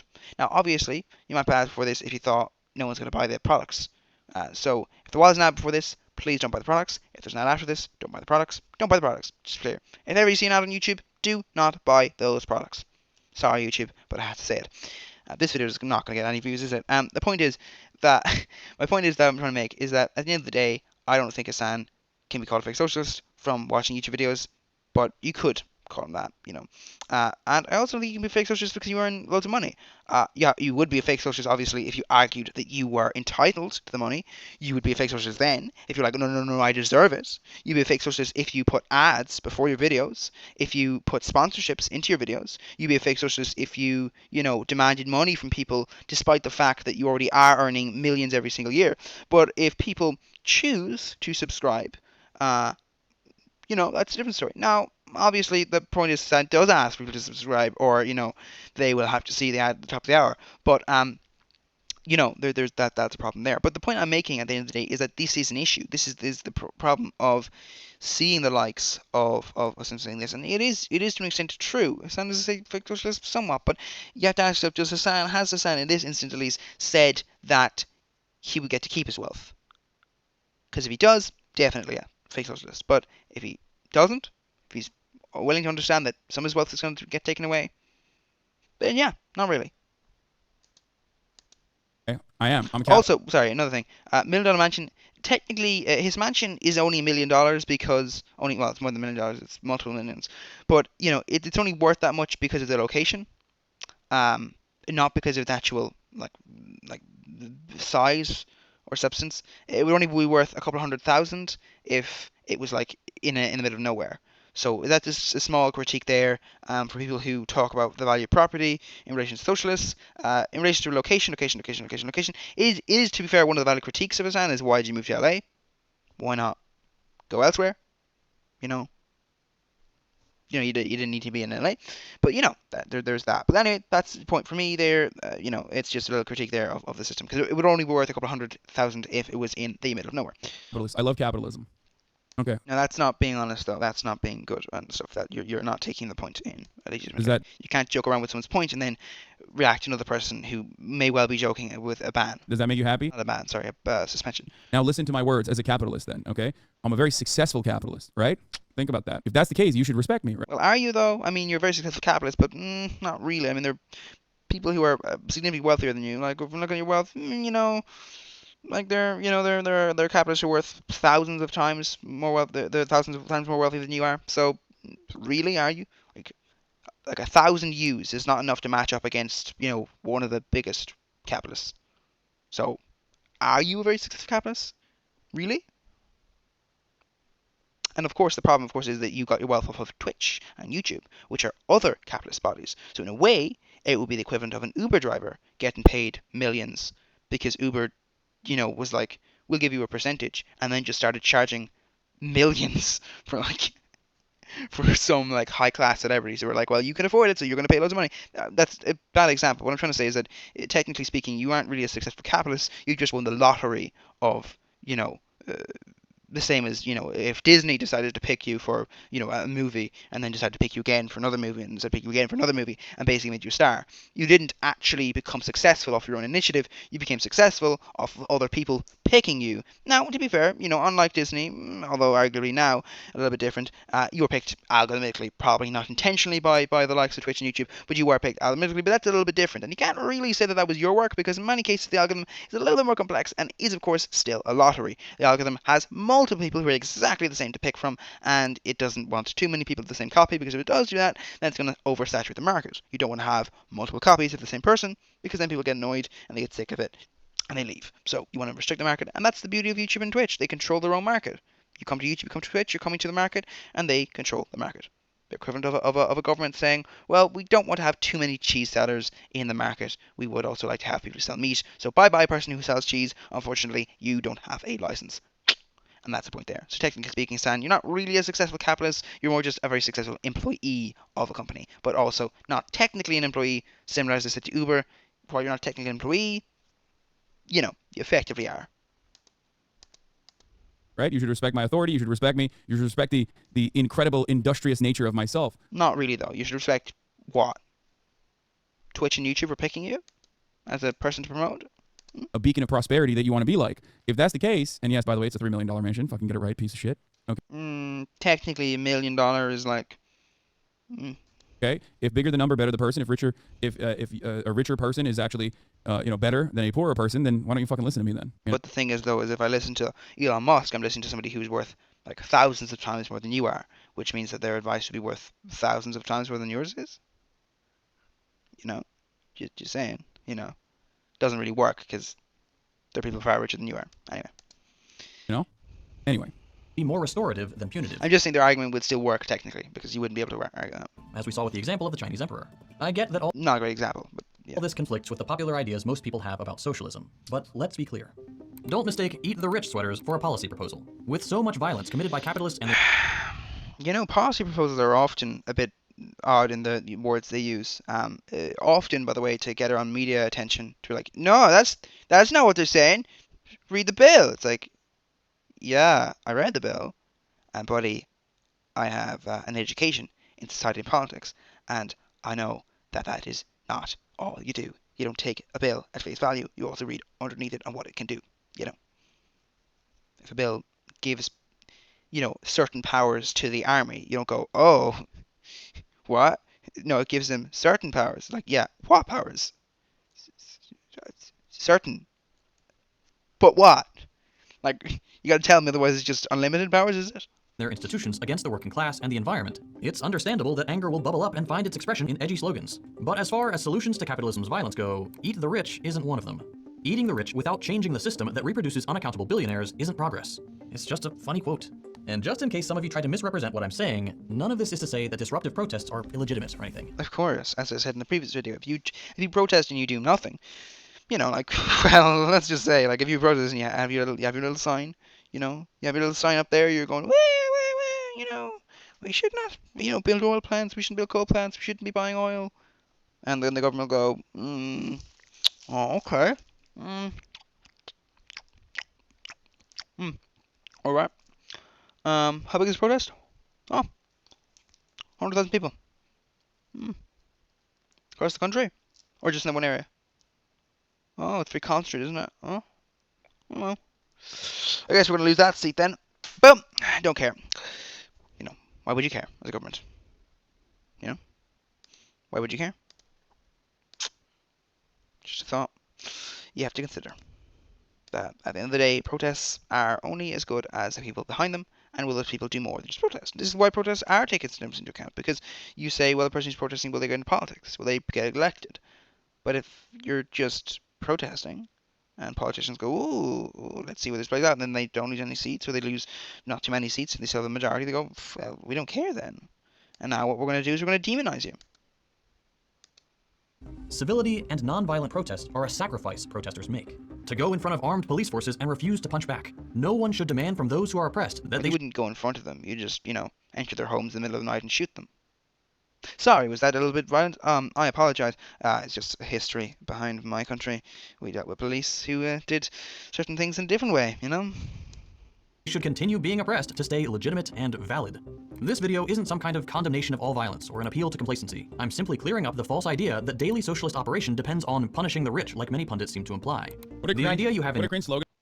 I sure hope my favorite political commentator didn't wear a shirt with it. I'll have you know that I did not wear a shirt that says "Eat the Rich" on it. It's a shirt that said "Make the Rich Pay," but it's a Berenstein's Bears moment. I think it was somebody else who did that. AOC, was it? I think it was AOC. Had a thing there. So a bit of confusion there, maybe. That every single person just automatically went, oh, that's the Eat the Rich shirt. We're gonna eat the rich shirt, which is fine. I mean, to be fair, there's really confusion. There's the fact that other people would have said that, and then there's the fact that AOC has done that, I believe. Or is it? No, I think that was actually tax the rich. Yeah, I think it was tax the rich, not eat the rich. Sorry. Back to the video. I mean, Sean Fain wore a fucking Eat the Rich shirt today. His second thought, dude, assuming that the capitalists would quietly and peacefully step down a socialist uprising without a fight. I'm not quite grasping the angle he's coming from here. The angle that he's coming from here is that he's not talking to his fucking reading group in the Marxist-Leninist CPUSA coalition. Okay? Yeah, the problem though with that is that what that sounds like is it sounds like propaganda, and it sounds like a bit of a dodgy situation where you're like, oh, don't worry, you just have to not do anything. You just have to step down peacefully. But if you don't, there'll be consequences. Like, what the fuck is that supposed to mean? That's like a propaganda-ass thing of like, just do as I say and you'll be fine. No, no, fuck that. You gotta explain to me what actually is gonna happen. And you gotta explain to me what's gonna happen to the wealth of the rich. Not just go, oh, don't worry, just do as we say. He's talking to a broader audience, some full of liberals, okay? People who immediately cringe at the first sign of communism or socialism. So, of course, what he's saying is not wrong. That's true. That's true. It is fundamentally true that there needs to never be any violence whatsoever and a peaceful transition into a social. Yeah, the only issue, though, is that, as I say, ethics is a plus. You know, you can act ethically, but you're going to have to realize that that's going to cause problems. Because acting ethically means that other person who acts unethically, well, can do more than you. They're able to kill more people, they're able to overthrow more governments, they're able to do all these things, and it can even mean that they can overthrow you, and they can lie about you, and they can destroy you, and they can have you killed. So if you are a socialist, be aware of that. The only reason why you're not being murdered in your bed is because, well, you're not really that valuable. And if you're Hassan, the only reason why you're not being taken out by a little sniper or, you know, just buried by Twitch is because they're aware that if all the little socialists who run about the world, who do nothing but, you know, cry and protest, well, they need somebody to watch. They need somebody to pacify them. They need somebody to ensure that they do as they're told, that they don't have any of these violent uprisings, that they don't disrupt the system, they keep the way the system is running now, because that way nothing will actually change. You've got to understand that, well, if it was as simple as that, we would have socialism right now, because socialism was in multiple countries, and it was, at least in many countries, was a very popular system. Except, of course, what drove down its popularity? Well, a certain amount of unethical behaviour. You know? What do you think drove Jeremy Corbyn out of becoming basically Britain's Prime Minister? Unethical behaviour. You know? I'm not saying Jeremy Corbyn would have been an incredible Prime Minister, I'm just saying that that's what drove him out, you know? So, ask yourself that. Why did Britain leave the EU? Most likely down to unethical behaviour. Lying. I'm not saying once again that Britain shouldn't have left the EU. I'm just saying that the reason they did was because of unethical behaviour. So all day long you can argue that just there shouldn't be any violence. But what will you do to achieve your socialism? Because you won't achieve it by having ethical behaviour. Because someone else's response will always be, I'm not going to be ethical. Socialist organization of the economy is the goal, is the ideal, and we should not stray away from said ideals. That is part of the reason why whenever people ask me what kind of socialist I am, I either don't really mention it or I just say I'm a democratic socialist. Because and the things that I advocate for here in the United States of America are specifically about in the interim period, building a coalition of, or building labor power, building working class power, building coalitions, specifically so that we can even make marginal and totally necessary social democratic reforms. It doesn't stop there, of course, but you have to advocate for things. You have to advocate for things that are at least like possible in the interim period. And even that period is but the thing is, I've seen the likes of co-ops and worker organizations get bought up. And that's great. Those workers probably were paid out a substantial sum of money and are probably fine. But for the consumer, that consumer who buys the product, they are now paying for a business to grow and expand their influence and buy the next company, and buy the next company, and buy the next company. So from a consumer perspective, well, I've seen businesses that are co-ops, that are these kind of businesses that are worker owned, get bought up, get destroyed, get crushed. And yeah, in many cases, I've seen businesses that are local, that are, you know, they're not megacorps, get approached by a megacorp that goes, I'd like to buy your business. And they have a choice to make. They can either sell the business or risk, potentially, that megacorp going, okay, fine, you don't need some of your business. I'm going to set up a competitor now, and that competitor might very well be a bit unethical. And because I have access to money, I can ensure maybe that the license you need to operate your business, maybe that license just get approved next time, you know? Maybe I influence government a little bit, you know? And that's a problem. That's a massive problem. And when I see that sort of thing, I go, yeah, so well and good for you to argue for that, but like, you know, you need to have actual movement because It's not going to get better if you've had that kind of system. Yeah, it's just not a peaceful transition. Let's be fucking real, okay? Your mind that socialists just want to bonk billionaires to solve the problems of capitalism is simply wrong. It's not. Dude, look. I don't like this. Well, what is it? You're covering the screen, so I can't see. I just like people that spend all of their time attacking China are. Oh, sorry. I mean, I don't know. You can't defeat China in the cryogenics without a nuanced clarity that Hussein just doesn't have. Well, you can't defend China. It's not like, first of all, China's not a socialist country. That's fairly obvious. Like, it's not obviously, once again, as I've said, it's not as capitalist as the likes of America, but it definitely is, in a sense, capitalist. You can't sort of get around that. It's not socialist. And it is odd. Now, to be fair, China does have definitely a state involvement, but there's a difference between, for example, TikTok as an example. The state has involvement in TikTok. The state is allowed access to TikTok. But then, of course, so is the American government. The American government is allowed access to YouTube or Google. Now, of course, YouTube and Google are a lot more likely to refuse access, but also, are they? Or is that more of a, press statement? But I think so. I think the likes of YouTube and Google are a lot more libertarian in a sense. At least their leadership is. I mean, that they're a lot more likely to go, no, fuck the government. I'm not doing that. I want to run my business, and you're not going to tell me what to do. So from their perspective, they're going to say no. While in China, the companies are a lot more likely to say sure, because they realize if they know that the government will go, yeah, well, we're gonna crush you then, and that is more of that's a sort of capitalist government dictatorship mix. But it's not socialism, because they will let that capitalist company fly its wings and crush all the competition it likes until it starts saying no to government on other policies. But that's not socialism. Any country, any person who says that China is socialist, I would have to ask, how do you think China became the hub of production in the world? It's because it said to the world, you know what you can do? You can locate your production here, and we will pay people dirt cheap. So, think about that, and then try and say China's socialist, and you're going to find there's massive problems with that. Because it's a very hard thing to be a socialist country while being one of the cheapest places to produce things on the planet. Also, by the way, while being halfway across the world from the biggest consumers. It's very hard to be so far away from the biggest consumers while being still the cheapest option. Anyway. Incredibly unproductive and simply doing the deed of America's inevitable, possibly very violent retribution against any kind of Chinese people. Simply doing the attacking China are incredibly unproductive, and simply doing the deed of no, though, because when someone responds to you by saying China's not socialist, they're saying let's not use China as an example because you don't want China.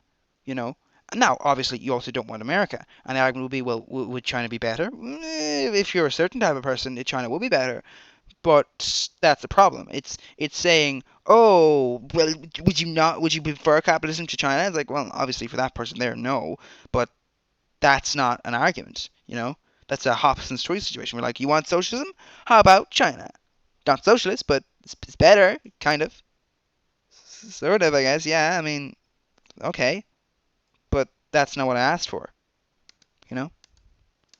America's inevitable, possibly very violent retribution against any kind of Chinese development. I don't think it'll happen, though, because the trade relationships are there, and it would be unprofitable for everybody. It's not something that you can make money from.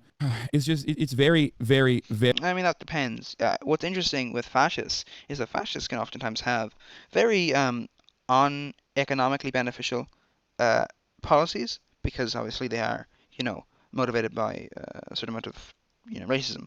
And if you're racist towards the Chinese, well, you go, okay, so the person who's a fascist is gonna go, well, it may not be beneficial economically, but the base that are very anti-Chinese, they will certainly like this, and they will elect me next time probably if I do this, because your Democrat and your most of your Republicans who are your average Republican, well, maybe not now, but your average Republican back in the day wouldn't have done that and isn't going to do this because it doesn't benefit them or the country financially, or even businesses financially.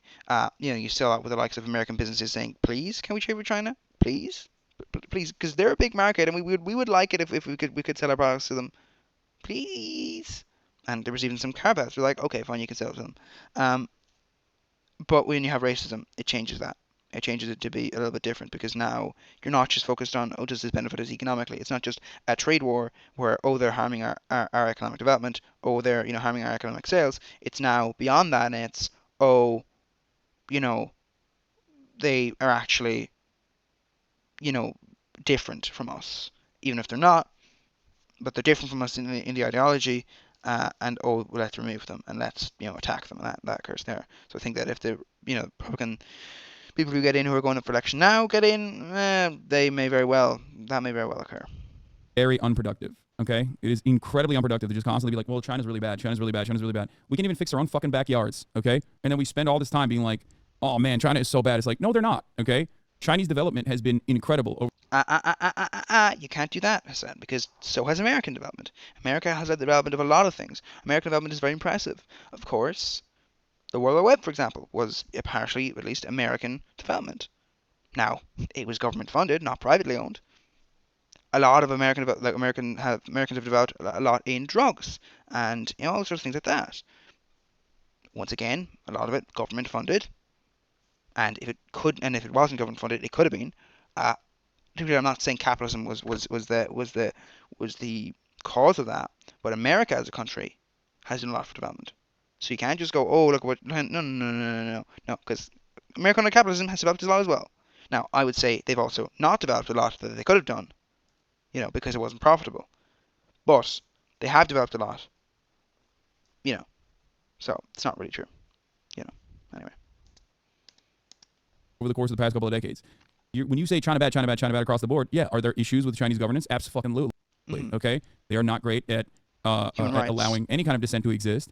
But ultimately, Chinese people, at the very least, are very fond of their own government. Okay. First of all, this is a very dodgy road to go down because this works for both ways. If you ask someone who's left a country, do you like your government? Well, probably not. You did leave. That's not a great way of looking at the people that you didn't leave.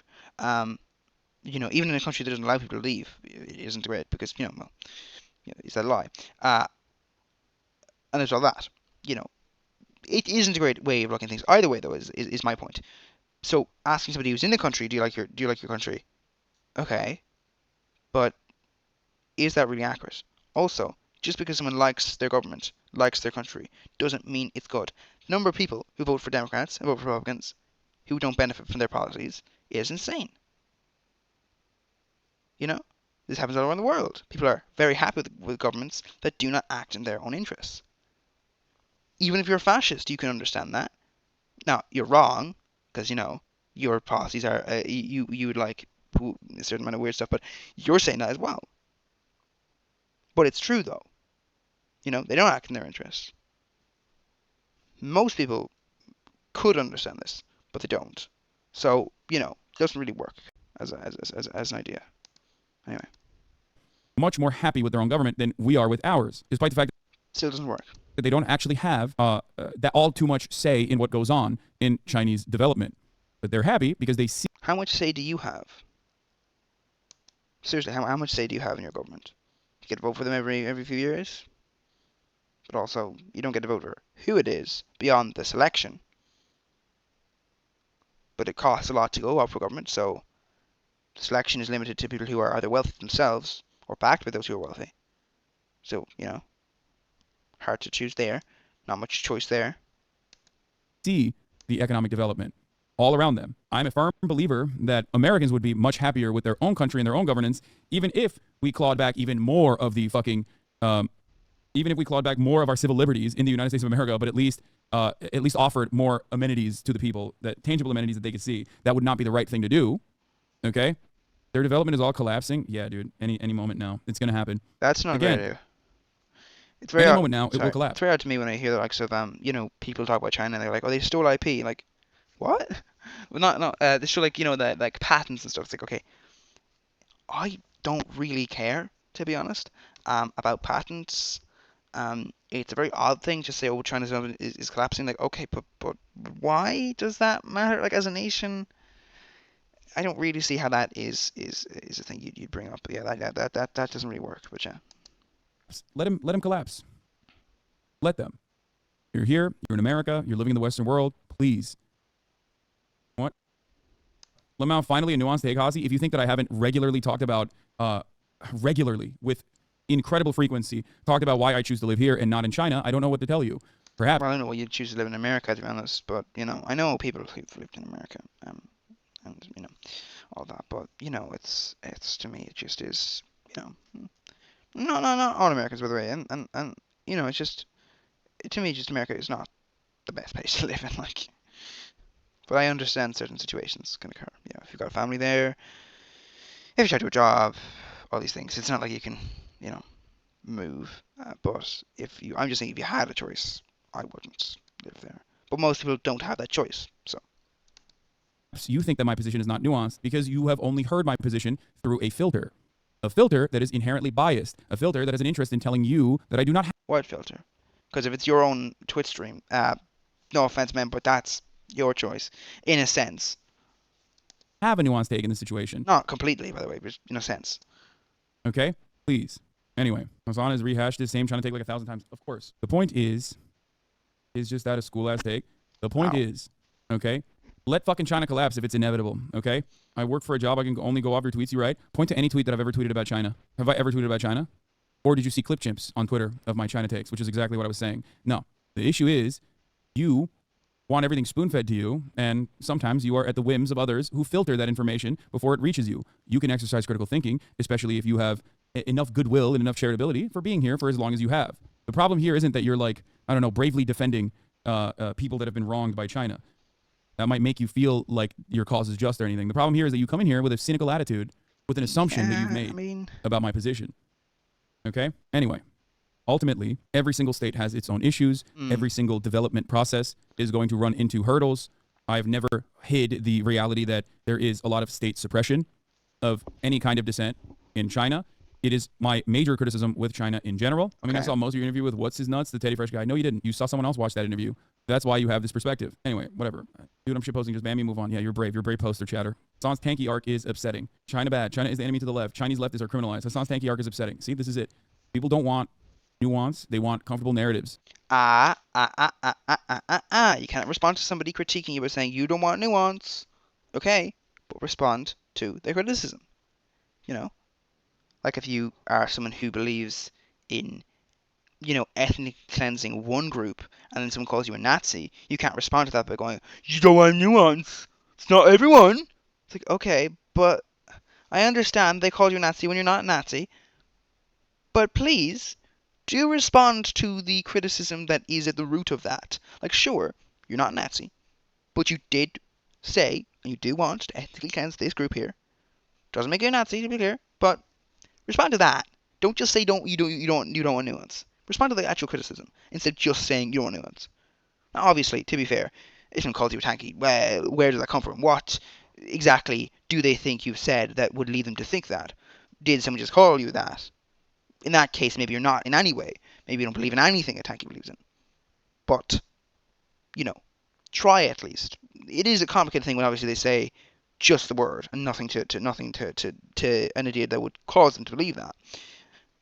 But try at least to argue the point that you're not by saying, well, I know that I believe in this, but not everything. That sort of thing. Sorry. Tanky, move on. Got it. Yeah. Want nuance. They want comfortable narratives. Tanky, move on. Got it. Yes, I'm a tanky. Okay. But you see why that would, you saying you are one would lead someone to think. Anyway, the point is, holy shit, that was unironic IRL China bad. You did this, you gave in to one debate perv. I know. There are varying degrees of freedoms. This is very important. It's not just about China. Okay? This is about freedom in America. If you are a socialist or you are a leftist, if you're a social democrat. I don't think that Second Thought or Hasan should focus just in America. Their viewers are beyond America, and it is odd when Americans do this. I understand that the majority of viewers are probably American, but still, go beyond it. Understand that, because otherwise you'll have a very American-centric idea. And what you'll end up doing is exactly what Second Thought appeared to do, which is just not appear to respond within his argument to criticisms that could be levied at that, going, well, we don't need socialism to do that. We could do all of that, which is regulated capitalism. Not all of it, by the way, just, well, no, all of it, Like, I know they both claim at least to want socialism, but I'm just saying that when you are talking about your argument, you have to be very careful that you don't just leave it open, have an open goal for somebody to say, well, that doesn't need socialism to do that. Because then what it implies is someone has just simplified the necessity. That's not great, is it? Democrat even, you understand the principle behind how can you say you're free when you are locked into your job and the system demands that you are locked into your job and you have no freedom because you have no control over your own life in a place where you spend 80% of your adult life in, okay? Where your health insurance is tied to your performance. You also cannot move away because you have debts to pay because you are in one of the few nations where you have to spend hundreds of thousands of dollars and take on student loan debt specifically so you can get that education and become a more productive member of the working class. That is not freedom. But see, so you can get thousands of dollars and to pay the governments. You also cannot move. Your health insurance is in a place where you spend 80% and you have no freedom because and the system demands behind how can you say you're free when you are locked into your job and the system demands that you are locked into your job and you have no freedom because you have no control over your own life in a place where you spend 80% of your adult life in? I mean, well, not really. Like, if you work, 9 to 5, you work, in 9 to 5 in, a system where you sleep then for a portion of that, after that. I mean, you sleep, let's say, 8 hours, you eat away from work, so that's an hour, let's say, for lunch. So, 80% is a bit of an odd one. I don't think it wouldn't be 80%, but I don't, maybe. Okay. Where your health insurance is tied. See, that's America, though. Most countries, well, not most countries, but, no, most countries do have universal healthcare. But, yeah, but I mean, like, most countries in Europe at least have universal healthcare. To your performance. And, by the way, technically speaking, not every country has universal healthcare. This is a statement from, even beyond leftists, but, like, technically, no. Like, my country, you have to pay for healthcare. You do, like, not all healthcare, but, yeah, you do. It's factually dubious to say, oh, you don't. Well, no, you do. So it's not true to say that. It's odd when Americans bring this up, and then they just drop this argument whenever they are talking about this. It's very odd. But they shouldn't. Performance. You also cannot move away because you have debts to pay because you are in one of the few nations where you have to spend hundreds of thousands of dollars. And once again, this is the problem of connecting America up when arguing about socialism, because once again, you do not need socialism to not be America. Debt and take on student loan debt specifically so you can get that education and become a more productive member of the working class. That is not freedom. That's not freedom at all. And I think Americans, regardless of their foreign policy opinions, understand that reality. There are different mechanisms of control. Under the, in my opinion, more successful mechanism of social control and instilling social cohesion in the liberal democracies in the West, you have options. You feel like you have different choices that you can make. Feel like you can vote for one or the other party, and there's actually very serious different consequences for either. And yet neither of those parties are actually making genuine material improvements in your life. Yeah, but once again, this is very America focused, isn't it? Isn't it? Wouldn't, anyway, sorry. Neither of those parties are actually pushing for socialized medicine. Neither of those parties are actually pushing for free healthcare and a college education. Neither of those parties are actually opening up avenues so that labor unions can continue to thrive and have some semblance of labor militancy in this country to claw back benefits. Yeah, but that's sort of the point, though. Well, why would you have peaceful protests? That are afforded to other workers all around the world in comparable OECD nations. We're in a constant defensive position and a holding pattern as this failed capitalist state gets worse and worse. Yeah, but once again, though, when you say, oh, it's available in other nations have free or at least, subsidized college education. When you say, oh, we have healthcare that is paid for by insurance. By the way, the insurance thing is very odd in America. Healthcare should not be insurance-based because insurance by proxy is, not by proxy, is in effect the same as if you just taxed it, Like, just do tax, Like if it was just the case that you would pay you would pay directly to the hospital and you wouldn't have there was no such thing as health insurance, yeah, that would make sense. It would be unethical, would be bad, wouldn't agree with it, but it would make sense. Having the insurance thing very odd, makes very little sense. Just do a tax anyway. So I think the point is that you cannot respond to this by saying, well look, this we need change. Okay, we need change, but that's not socialism you're looking for. That's literally just do what Germany on it. That is not freedom. That is simply a mirage, a facade of freedom that you have bought into. The inverse of that, in my opinion, is less preferable. An authoritarian system where you may feel like the government has your best interest at heart, or you may not feel like the government has your best interest at heart. You still have no say in what the government does. And then also on top of that, you can't even fucking at least feel like you can dissent. Okay? Let's Okay. continue. a solution. Ending a system that produces billionaires is the #1 goal, not hurting people. We don't want Yeah, but you can't just end the system that produces billionaires. You also have to end the wealth the billionaires have now. Because, as I say, you can't just go socialism starting now. That's not an argument. jerks with the To have authority to socialism. change our understanding of what qualifies as a toilet. The problem is the system, not the jerks. Let's be even clearer. Yes. For someone uber But do you realize the jerks, which is Americanism, uh, they have the wealth? What do you expect to do without that wealth? wealthy under capitalism, life under socialism would be different. An end to exploitation and permanently rising inequality would certainly mean fewer privileges.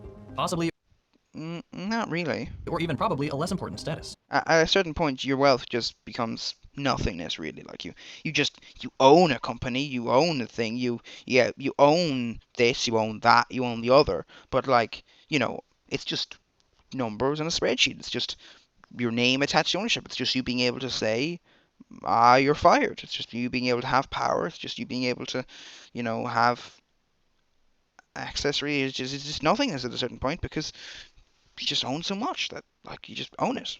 Doesn't really mean anything. The actual effect in your life is, well, no different. Certainly less power to So my point is, if they get to keep their wealth, no, it's not really any different, really. boss people around. And most likely, less ability to enjoy excessive luxury at will. But that's probably it. Less power, less privilege, but a life that continues to be more than comfortable as Probably it. the standards for all of society are raised. Accountability not to boards of directors, shareholders, and the market, but to a democratic workers' association. And perhaps most importantly, the opportunity to be a part of a new project that actually improves the conditions of our species. The thing all these billionaires Hand movements. claim to want to do. Under socialism, they could use Wait, that. sorry, what? The thing all these billionaires claim to want to do that actually improves the conditions of our Sorry. species. The thing all these billionaires claim to want to do. Do they though? Do they? I mean, the likes of Elon Musk Under might, socialism. but not all of them. A lot of them are like, no, I'm keeping, no. They could use that drive, if it's genuine, to really contribute. Socialism is the way forward, Propagandist. even if you're a billionaire. Howdy, friends. I'm excited to announce that I'm recording this sponsor read from the brand new Second Thought office. That sounds a little fancier than it really is, Yeah. but I did recently move the whole studio setup to a larger space, and I've got a bunch of cool stuff planned for the near future. Some of the projects Hell I yeah. have in mind, and even being able to move into a new place like this, is only possible thanks to the support of viewers like you. One of the ways you can show that support is by signing up for Nebula. Fuck that, by the way. People say they can't protest in China, but they don't realize the white paper protest literally made the government change their position on lockdowns. Yeah. Second Thought is great. Deprogram is great. This video did not inspire me. This video didn't seem to be very In good. general. Love those boys. Not much of a reaction from San. Can see why he didn't post it in his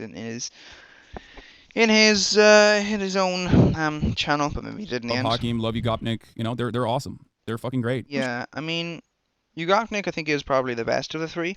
Sure, you're all aware They're doing of the Nebula damn by now. thing. It's the creator-owned streaming project I have No. in mind. The three of us at the It's not Who is the? creator owned. I'm It's co-creator owned. It's owned by creators and companies owned also by creators, which is dodgy. gonna reach out to Skara, who is the foremost authority on VTubers, and forcibly make Hakeem a VTube avatar. I think I'm just gonna pay for it, and I'm gonna give it to him, and I'm gonna be like, you can use it if you want. If you don't want to use it, you don't have to. I've made up my mind. That would be interesting. You know they cost several grand. Yeah, bitch, I know. I don't give a fuck. I mean, do they though? I think it's worth it. Like, do they? I don't think they do though. Also, although I'm not sure. Like, there's certainly like some VTuber setups that are, shall we say, a pain to make. As someone who doesn't, generally do camera work, I can tell you it's a pain to do those sort of things. Iron Mouse as well. I think both Hakeem and Ugopnik deserve VTuber avatars. But I also feel like he would show his face inevitably, whereas I don't think Hakeem will. When will you become a VTuber? I don't know. I feel like they could do incredible things if they just leaned into that a little bit more. I know it's fucking corny, but I mean, they can form I think Ugopnik is definitely probably the best one out of all a of little them. VTuber harem. Yeah. Can you offer to hook them up with VTuber people to get the tech? Yes. But I think it would be better if I just did it and then gave it to them, and then they'll just have to use it because it's like fucked up and embarrassing if they don't. You know what I mean? Especially if I spend like 10 grand on it each, it'd be fucked up. They'd Yeah, have to use it. that's exploitation so much. Yeah, but all in all, yeah, not the best video from either of them, to be honest. Yeah. Yeah, I mean, it does appear like I don't think he will post it to Hasan like the YouTube channel because, well, generally he does post like the like friends of the show reactions because, well, it is a bit exploitative to do that. And it is more so like Jubilee, which by the way, fuck Jubilee. Uh, just saying, don't like them. Like fuck them. Sorry, but seriously, it does annoy me. But yeah, they're not very good either. But yeah, not very good video from either of them. There was definitely a propagandist feel from Second Thought stuff. There was unanswered questions like what happens to the wealth of billionaires, just wasn't addressed. At least maybe I'm wrong. Maybe you can fill me in on that. There's odd things like, oh, you'll face the consequences if you fight back, which is a bit of an odd statement to make, and kind of defeats the purpose of like okay, so basically just do as we say and then you'll be fine. Don't worry, we won't execute you on principle. Okay, a bit of an odd one. The whole thing of like you can have multiple houses, I disagree with that. No, you should not have multiple houses. I know people, to be clear, who have multiple houses.